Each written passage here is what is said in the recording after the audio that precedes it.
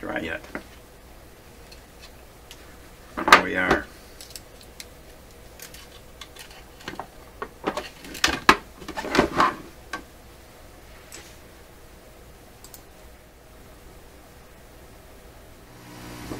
Okay, I'm in the final stages here of my battery box project. That sound you hear is my hot air gun ready to shrink these shrink sleeves onto the connection to the plug from the radio over here. I think we're just about set. Let's shrink those things. I thought shrinking would be exciting to watch, so.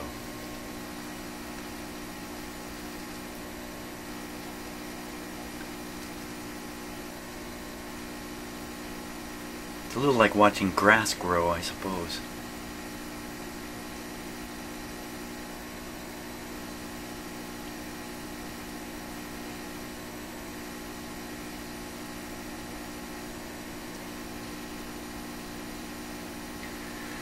So I have two radios I need to put plugs on that will plug into this battery box I designed. One radio is right here on the bench, and this is the one that I'm connecting the wires to its plug right now. No problem at all. The other one is going to be a little more challenging to figure out what wire goes where. But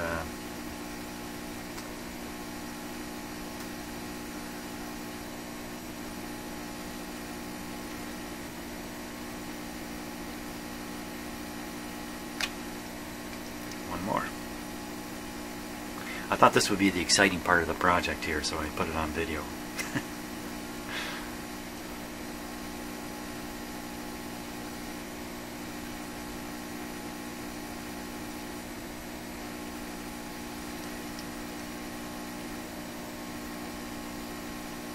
Okay, there we go.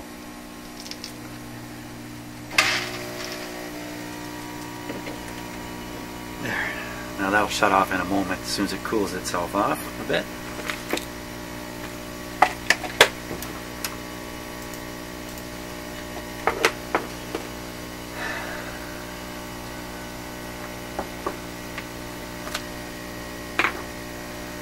Okay, so here's the connectors that I bought. Now these are a little overblown. They're a little overdone. They're automobile connectors, but the thing is, they will maintain proper polarity without a doubt. You can't. Well, it looks like you could plug this in wrong if you wanted, but you'd have to be a little dull to do that. It's a little easier to do that. I don't want to plug it in right now.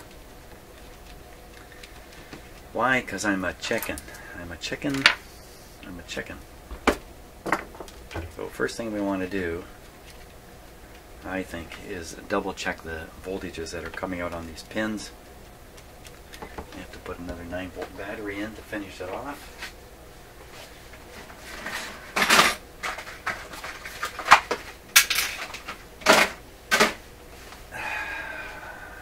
Okay. Let's stick it in.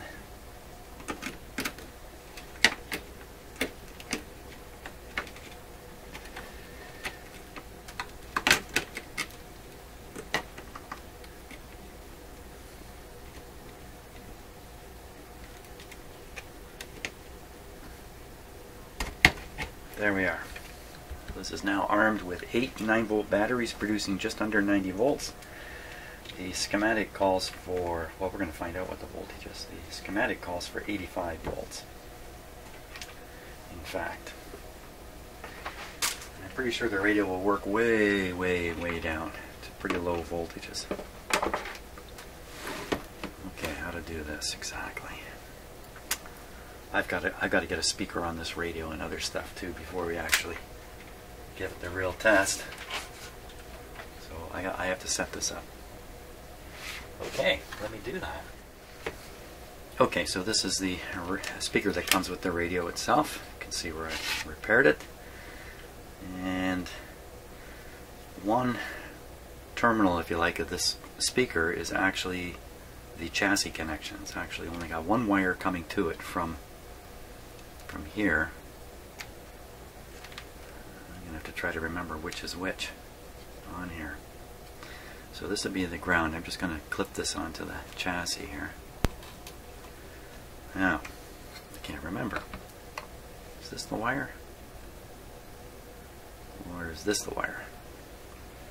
One of these will be grounded to the chassis, so I can detect that. I'll know it's the other one.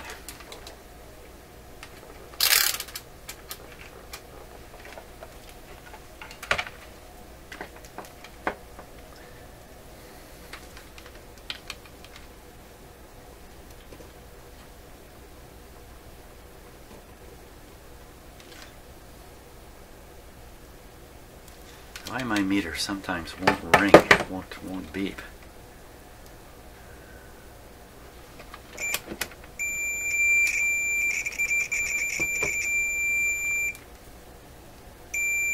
She's beeping now. Okay, let's try that again. Chassis and this wire. Chassis and this wire. Okay, they both beep. That one goes to 0. It's because it's through the winding in here. This one goes to 0. Okay, 200 ohm scale.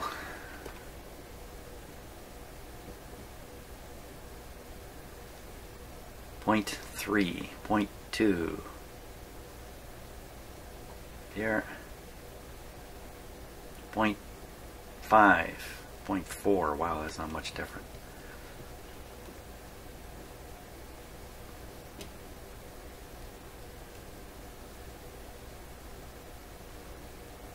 Point 3, point 2.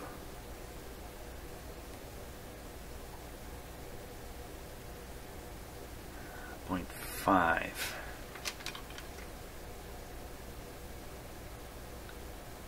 Point 3, point 2. So this appears to be a chassis connection, and this appears to be the other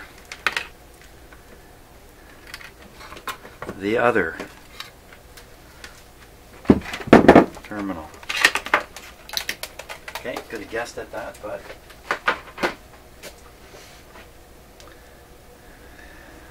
here we are. So we'll clip off the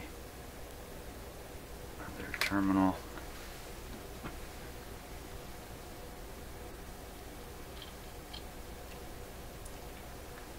Right there. Oh boy, oh boy, oh boy. Now, what else do I need on here? There's no built-in antenna.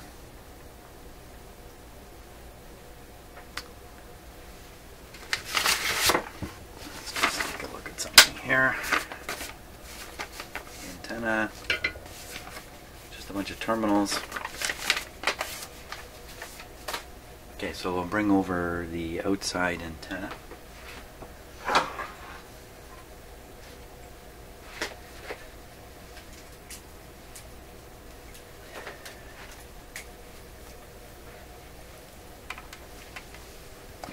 Outdoor antenna. Okay, bring that along. And it's one of these terminals here. Really don't remember exactly. One of them is padded with a resistor. That's what I think I remember. Like a, yeah, one's padded with a resistor. A1, A2, and G. So I think we're on the resistor right now. So it means we're on a weaker antenna connection. Okay, switch is off. We're going to want to watch the current flow in here right away, just in case something's not right. Now the way I've done this, it's all or nothing here. I got both the 1.5 volt. These two are in parallel. 1.5 volts to run the heaters, or 80 volts for the radio. As soon as I turn on the radio, both these things are active. The one that's most likely to cause some kind of disaster in here, if I have a short circuit somewhere in this arrangement, these guys can pump out a pretty good current. And we're expecting 250 milliamps. That's easy to see on a meter. So this is 2 amps. it's going to flow on, so let's say these red wires here. First of all, I'm going to have to zero out the Earth's magnetic field, so I need this meter to be something like that. Something a little more visible. Like that. Look, it's a 0. This is on AC, that's why it's 0. DC, can you see that? Yeah, 0.12, 0 it.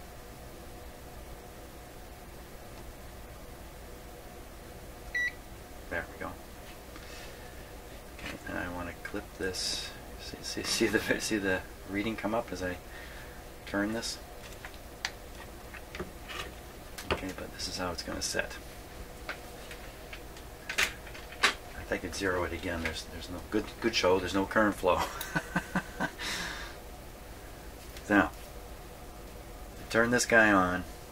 The 90 volts is in there. I mean, the radio's ready to operate. It may operate right away. In fact, I could kill the 90 volts by pulling out one 9-volt battery. Let's do that. Just to be really chicken here.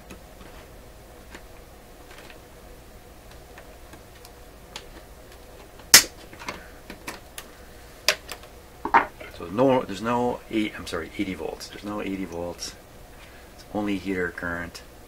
Expecting 1, 2, 3, 4 tubes. I think one of them had double the current. I think it's 200 per tube, 200 milliamps. So it'd be 200, 400, 600 in an amp. Woo! Really, an amp?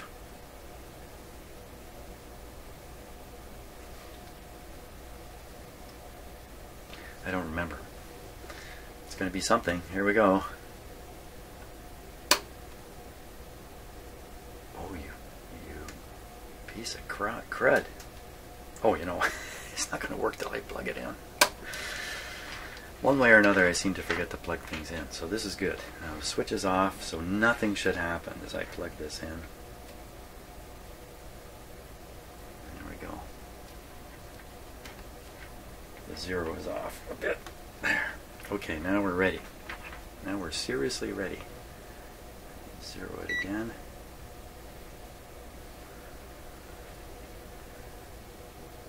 Oh, baby!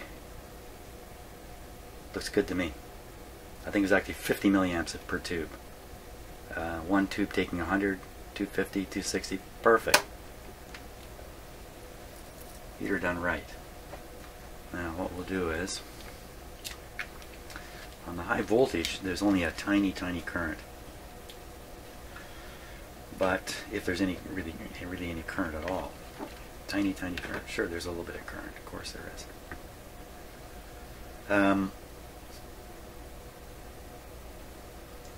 And the current is dependent upon the tubes heating up.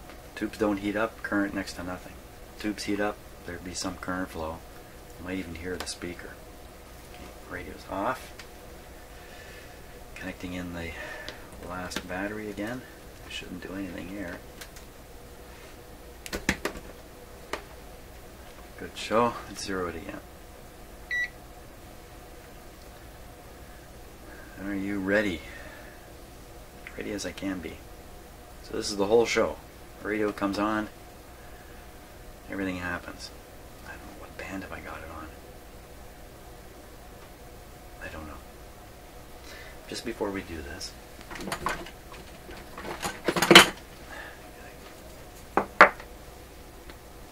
let's put the radio up on stilts here. Just to make it easier for me to grab the control. I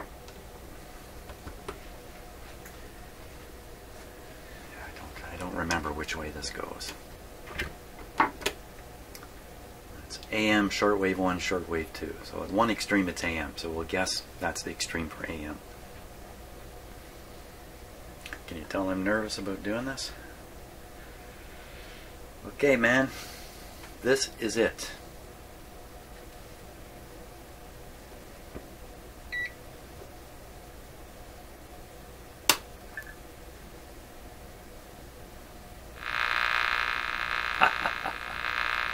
we have radio.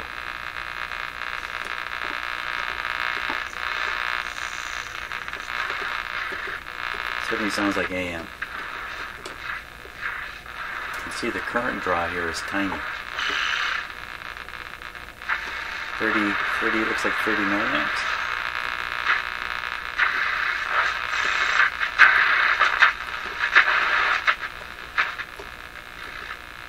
Let's try a little shortwave here for fun.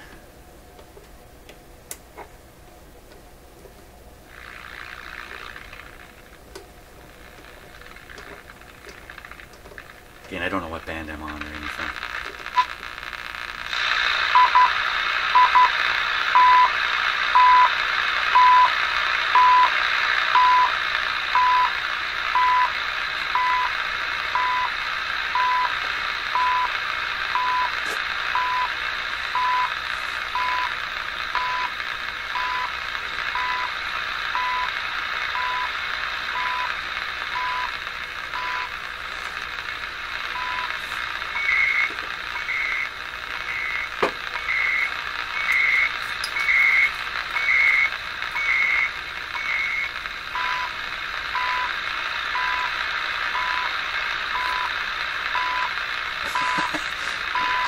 Too many lights in here. CHU, Canada. Coordinated Universal Time. 14 hours, 34 minutes. 14 heures, 34 minutes. Hey, very good. Got my watch. Okay, so this is CHU, Canada, which is similar to WWV from the United States. This is the national time signal. This particular one is being transmitted from Ottawa, which is about 300 kilometers from here.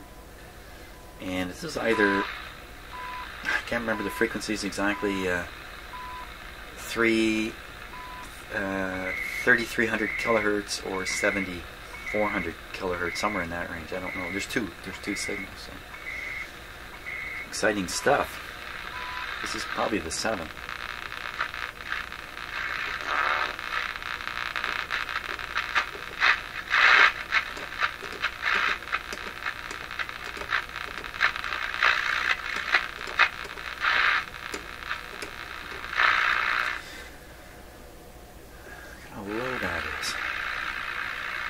Now that could be, I could have moved this a little bit.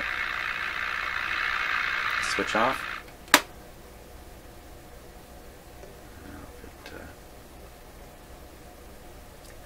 Okay, so I'm pretty sure that's a 0. And we check here, just to be sure. Okay, again, because of the Earth's magnetic field, you got to be careful here. So that's the angle. 0 it. That's a 0. There we have it. Fantastic, eh? So all I got to do now is just flip this over like that. Find the 4 screws, which have wandered around my shop here for a while. There it is. There it is. That's the wires coming out. And that's little bits and pieces rolling around inside of it, I can hear.